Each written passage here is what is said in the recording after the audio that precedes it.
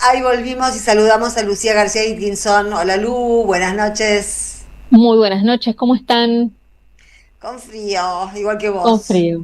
Sí, sí. Un poquito de Bueno, frío, dicen ¿no? que mañana levanta un poquito la temperatura, ¿no? No sé, Sí, ya esperemos. pasamos lo peor, en ese sentido por lo menos. En ese sentido, así es.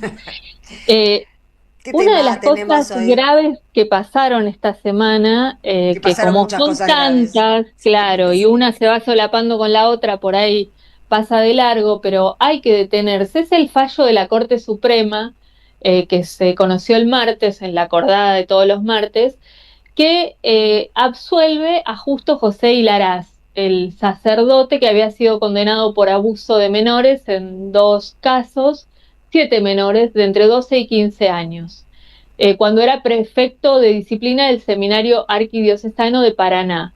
Tiene una larga historia esta causa. Esto ocurrió entre los años 98, 1998, 1992.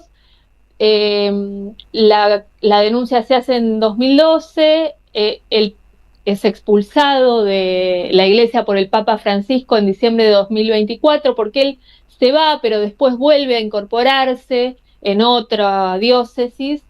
Y finalmente, bueno, el Tribunal Superior de Entre Ríos confirma la sentencia de la primera instancia, que es a 25 años de prisión por corrupción de menores.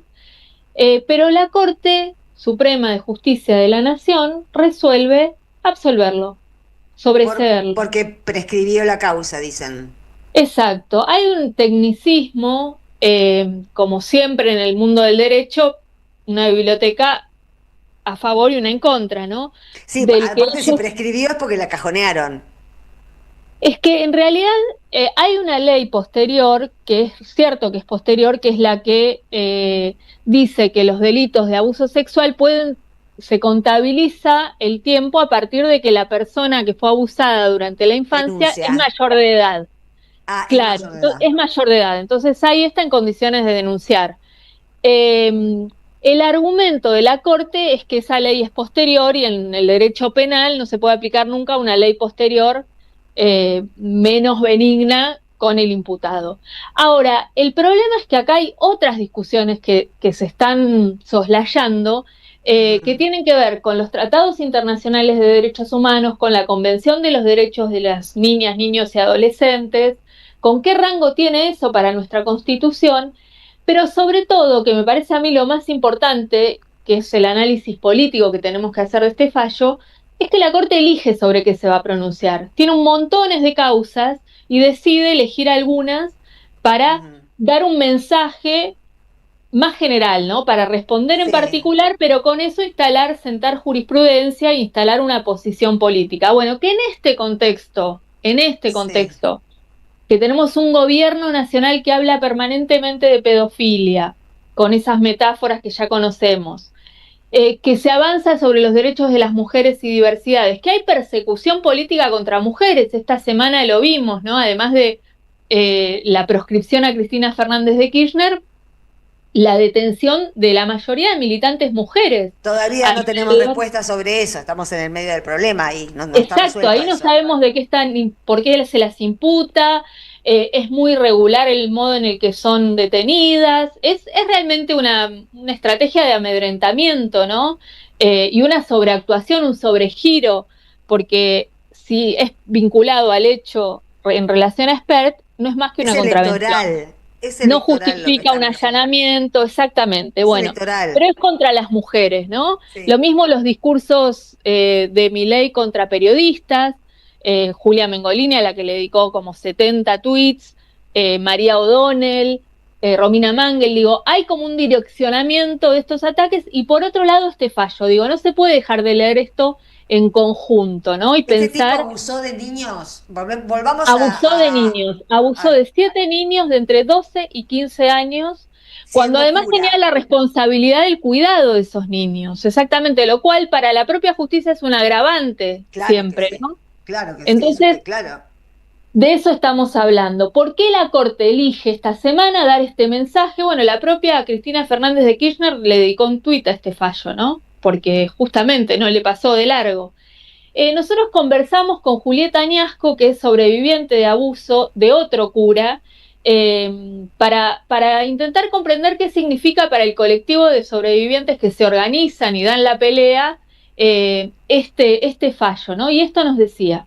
Es un golpe muy duro para las víctimas, para los denunciantes. Repudiamos absolutamente ese fallo porque el camino que recorre la víctima, el denunciante, para llegar a la justicia es muy largo, muy extenuante, y muchas víctimas dejan su vida en el camino, literalmente. Entonces, esto es un golpe más, pero estuve hablando con Hernán Rauch, que es uno de los denunciantes. La verdad que el mensaje de él es muy esperanzador, porque lo primero que me dijo fue que él va a seguir, pero va a seguir por sus compañeros, por las personas vulnerables, por ellos va a seguir. Así que bueno, seguiremos acompañando también y esperamos que esto no pase nunca más, que se revierta, que haya un cambio, porque generalmente cuando logramos llegar a la justicia, pasaron muchos años desde cometidos los hechos y llegamos a la justicia con lo que eso implica y nos dicen que las causas prescriben. Y la verdad que es terrible para nosotros, para las víctimas, los denunciantes, y el camino es muy desgastante. Pero bueno, seguiremos luchando. Sí, la Corte Suprema, exactamente. Sí. Bueno, Julieta es parte de la Red Argentina de Sobrevivientes de Abuso Sexual Eclesiástico, que están organizadas. Yo ni siquiera sabía que existía esa liga. Existe, y dan estas peleas, ¿no?, judiciales. Bueno, primero esto, lo que cuesta llegar al momento de la denuncia. Incluso conozco particularmente la historia de Julieta, lo que cuesta asumir que se pasó por esa situación, ¿no? Porque hay mecanismos de bloqueo donde muchas veces los chicos, las chicas lo borran y en algún momento les aparece y en algún momento pueden reconstruir y pueden hacer la denuncia y bueno, y se encuentran con este revés judicial que bueno, que se lleva puesto todo ese esfuerzo, Claro. que por supuesto ya ni siquiera tiene que ver con la propia historia, sino con una medida ejemplificadora para que no vuelva a suceder, ¿no? También de protección y de legalidad al conjunto. Es un agravio indirecto al Papa Francisco también, ¿no? Y totalmente, sí, porque él particularmente intervino en esta situación y tomó la decisión de expulsarlo de la iglesia, con lo que sabemos que implica. O sea que el mensaje también es a los curas, abusen, total prescriben las causas. De algún modo también es ese. Entonces, decíamos esto, ¿no? Lo delicado de que la Corte se pronuncie en relación a esta cuestión. Y otra voz que nos interesó consultar es la de Nelly Minchersky, una abogada de enorme trayectoria feminista. Te mando un saludo muy especial, Sandra, a vos. Gracias. Y a Jorge no, a vos no. Porque yo no lo mencioné, pero seguramente te hubiera enviado también un saludo. Lo conoce más a Jorge que a mí. Sí. Ella me aclaró y me pidió que sea muy explícita en decir que no es especialista en derecho penal, así que cumplo en anunciar esto, pero de todas maneras es una mirada enormemente valiosa por toda su trayectoria en el feminismo y porque justamente tiene la lucidez de poder leer políticamente, ¿no?, qué significa, política y jurídicamente, qué significa este fallo. Y fíjate qué interesante lo que nos decía Nelly. Hay algo grave en el fondo de este fallo. Rosati y Rosenkrantz, desde el punto de vista de la doctrina, son tipos que consideran que las leyes, y lo han dicho en fallos también, digamos, las leyes internas son superiores a los tratados de derechos humanos.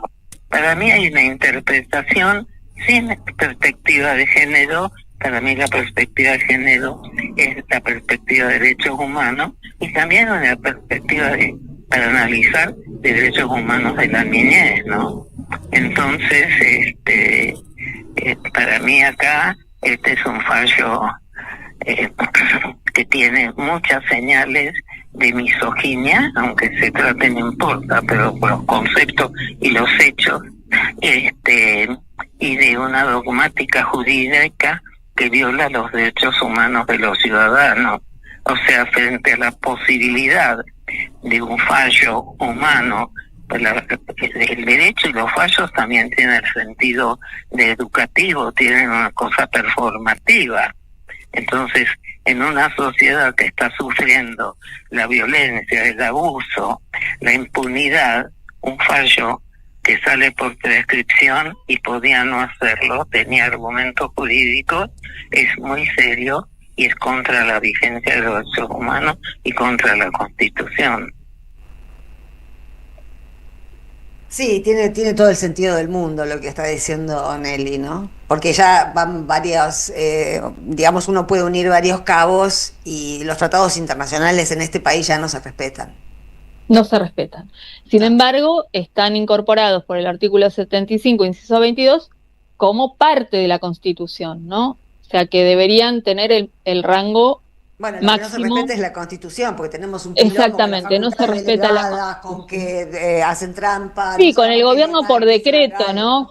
Que claro, ya es en sí mismo el decreto 70, que es prácticamente una reforma constitucional de hecho, de facto, ¿no?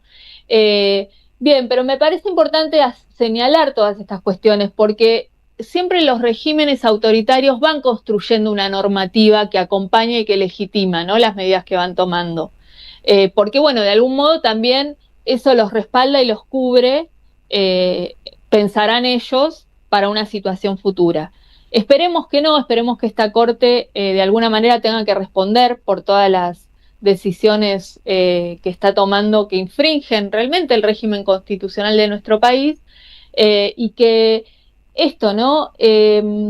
Las leyes, hay leyes que la 27206, por ejemplo, que se aprueba que la impulsa la ex senadora Sigrid Kunat de Entre Ríos, justamente en relación a esta causa en 2015, es la ley que plantea que estos crímenes de abuso sexual en la infancia tienen que tener otro tratamiento respecto de la prescripción, porque por la singularidad del caso, porque claro, se trata de delitos que no se pueden muchas veces, la mayoría de las veces, denunciar en el momento en el que ocurren. Claro. Entonces, eso fue realmente un avance en términos de derechos humanos, considerar esta cuestión para pensar en que son las personas adultas las que constitutivamente están en condiciones de afrontar una decisión de este tipo, y este fallo barre con eso así, abruptamente, haciendo regir, sí, cuestiones que es cierto que están vigentes en el Código Penal, pero siempre en derecho se trata de ver